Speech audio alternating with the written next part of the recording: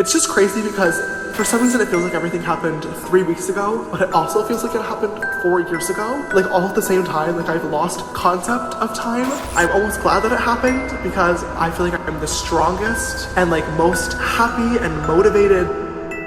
Hello and welcome back to Drama Investigator. Before we get into today's investigation, don't forget to subscribe and hit that notification bell so you can be notified when I post the tea. Boy, oh boy, do we have tea to spill today. At times like these, there's always leaked emails that are never intended for the public eye, and they end up getting leaked and are super saucy. So James has finally responded to the drama surrounding Shane and Jeffree, but it was kind of more of an indirect response, because the thing is, he never would have made an Instagram story like this if it wasn't for Dramageddon 3.0. In his recent Instagram story, he addressed some of what happened last year and where he is currently at. Hi you guys, I know I look like absolute trash right now, but it's been a bit of a roller coaster of a day for me, and I just wanted to, hop on Snap for a little bit and talk to you guys.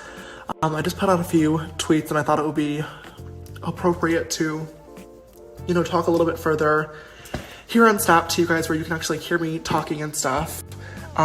Today is May 11th, and it's a beautiful day. It's a positive day. It's a good day for me, but it's also really tough day for me that's just bringing up a lot of emotions. I'm sure you guys all remember a year ago today, it's officially my scandalversary, woo! A year ago today, May 11th, I was on the Gold Coast in Australia, and I woke up at 4 in the morning and my whole world got turned upside down, and it, began the worst few weeks, months, year of my entire life, and the biggest drama the internet has literally ever seen. But it's officially been 1 year, and, today, I don't want it to be a sad day, I don't want it to be an angry day, it's not either of those things. I'm trying to look at this from a positive perspective. And of course, it's bringing up emotions and I'm getting emotional just thinking about it, but I'm really happy.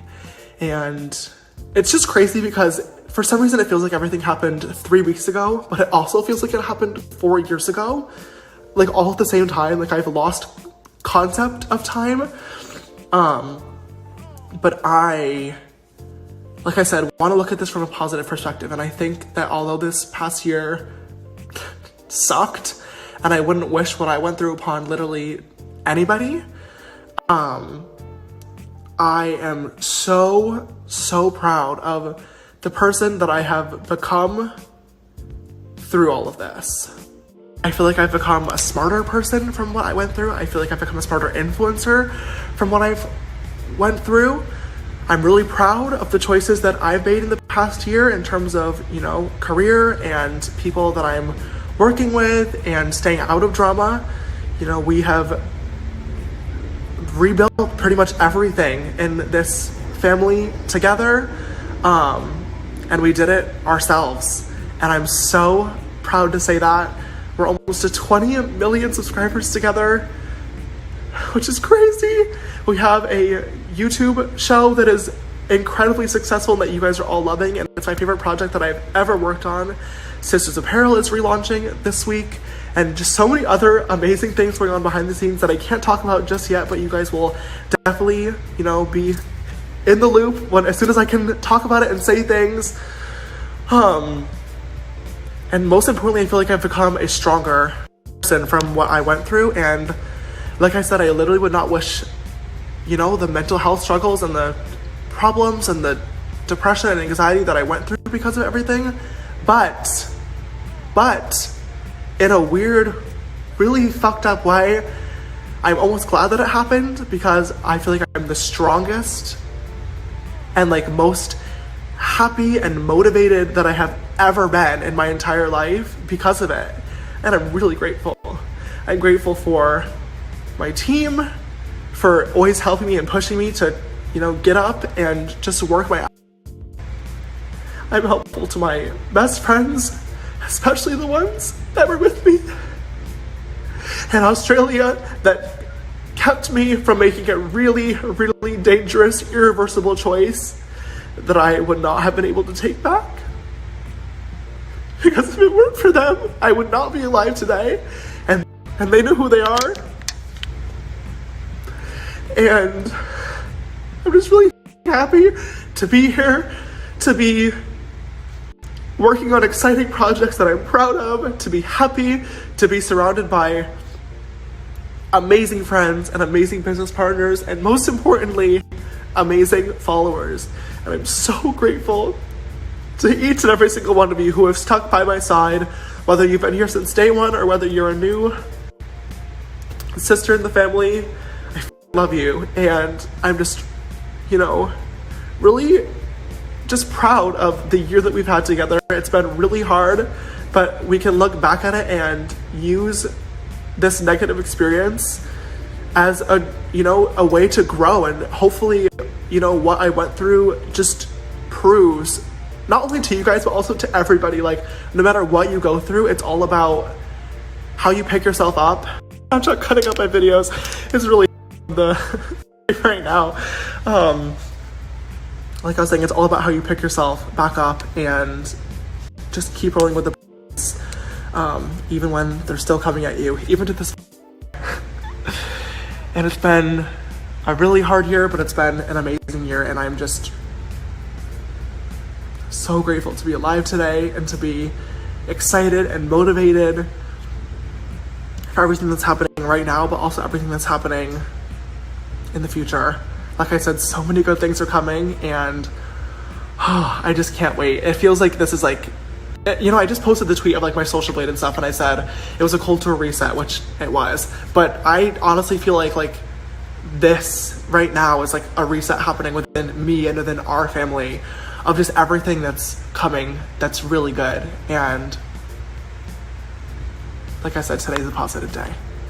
So James isn't the only one to enjoy Shane and Jeffree's downfall at the moment. Although Trisha Paytas is standing by her bestie Shane, she recently posted some subtweets about Jeffree that had fans going, very interesting. Jeffree had apparently sent voice memos about Trisha behind her back, and they weren't very nice, and she's over being his friend. She had tweeted, "If you talk about me behind my back, maybe don't leave it in a voice memo." Now, not only are other YouTubers who used to be close with Jeffree exposing him, but so are companies. The New York Post has been sending around some emails amongst popular drama channels stirring the pot. Dustin Daly recently received this email from a journalist at the New York Post that said, "Hi Dustin, I'm a reporter for page 6 of the New York Post. I know you are covering a lot of the Shane Dawson Jeffree Star drama. We're hearing Shane and maybe Jeffree have hired Hunter Frederick, who is a well-known former fixer and former YouTuber. He has represented Lindsay Lohan, Carol Baskin, Amanda Bynes, and Marvel stars. Would you have any information on this? We'd be happy to link your video on our story if you have any information. Thank you." Now, Dustin, alongside many other drama channels, had no idea what this journalist was on about, but did some investigating. Turns out that this PR superstar the journalist was talking about has not in fact been hired by Jeffree, and apparently he got so many questions about the drama he had to make a public statement. It reads, "Earlier today, a YouTube drama channel posted a video addressing a rumour they had heard about my team and I being hired by Shane Dawson and or Jeffree Star to help with Dramageddon. I want to be clear and upfront and say this is not true. While sometimes clients reach out to us, sometimes we put out feelers to gauge possible interest with clients. This is a common practice in my line of work, as sometimes during a crisis things are moving so quickly and you can't tell which way is up. Sometimes it helps for someone to proverbially grab you by the shoulders and shout, 'Hey, do you need help?' Unfortunately, in this industry, people don't always have the best of intentions and will start rumours to get ahead. I believe this is what happened here. While I certainly don't blame or am upset with this YouTuber, I do wish they would have reached out to us to confirm the story before posting their video. Lastly, we all make mistakes. We are all born and will die imperfect. I believe people deserve grace and second chances. If you don't agree, that's okay. I've worked very hard to build my business, a business whose sole aim was to help people become the best version of themselves, to stand in their truths and face the consequences of their actions so they can gain forgiveness and move past from their mistakes. I wish nothing but the best for all those involved." So leading on from this, there's a huge 50-50 conspiracy at the moment surrounding whether or not Jeffree Star is an investor in Morphe. Despite Morphe spokespeople who have issued statements to major online magazines saying Jeffree is not an investor, this video keeps popping up where Jeffree was recorded without his knowledge. He was going off and trying to impress a jewelry dealer by saying that he is an investor in Morphe. He also said that he was set to open 70-something new stores last year around the world. So it's called Morphe Brushes. So it's like a company that I invested in, and I have my own brand in the store. Kind of like a Sephora, but like